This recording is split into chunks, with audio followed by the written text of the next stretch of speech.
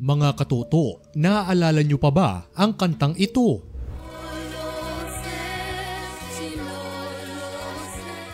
Ang kantang isa sa naging paborito ng madla at naging simbolo ng pag-alala sa magagandang alaala ng lumipas na panahon.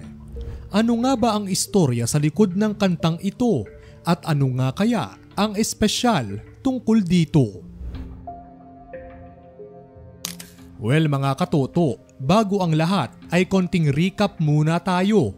Ang kantang Lolo Jose ay isinulat at inawit ng OPM legend na si Socorro Avellino na mas kilala sa bansag na Corita.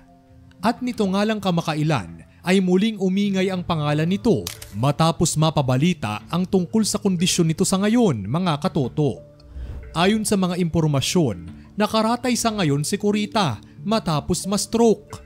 Para naman sa mga hindi aware, si Corita ay isang Filipina singer-songwriter na naging tanyag dahil sa kanyang paggamit ng mga native Filipino instruments at dahil sa kanyang mga kathang folk at country songs na sumikat noong dekada 60 at 80. Ilan sa mga kantang napasikat niya ay ang Sierra Madre,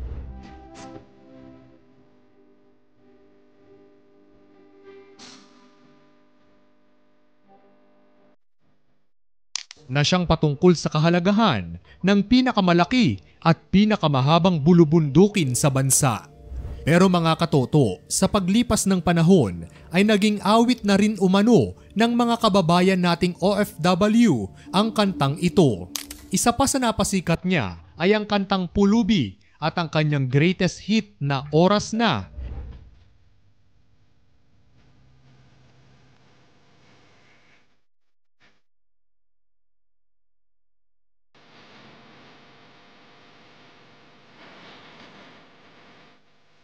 Na siya namang naging protest song noong panahon ng diktadoryang Marcos. Pero mga katoto, isa sa pinakakilalang awit nito ay ang Lolo Jose na ayon sa mga impormasyon ay inspired at dedicated sa Lolo Jose ni Corita na si Jose Avellino. Si Jose Avellino ay nagsilbi noong Senate President ng Third Republic of the Philippines. At ito pa ang fun fact mga katoto. Ayon pa sa ilang detalye, maririnig sa koro ng kanta ang mga boses ng nooy mga batang miyembro ng Santo Domingo Boys Choir. Ang Lolo Jose ay unang isinumite bilang entry sa Metro Pop Songwriting Contest, ngunit kalaunay nakatanggap ng 2 Cecil Awards para sa Best Folk Pop Song at Best Folk Pop Vocal Performance. Kung susuriin, ang Lolo Jose mga katoto ay patungkol sa kwento ng nooy makapangyarihang lalaking ngayon ay nabibilang na lamang ang sandali.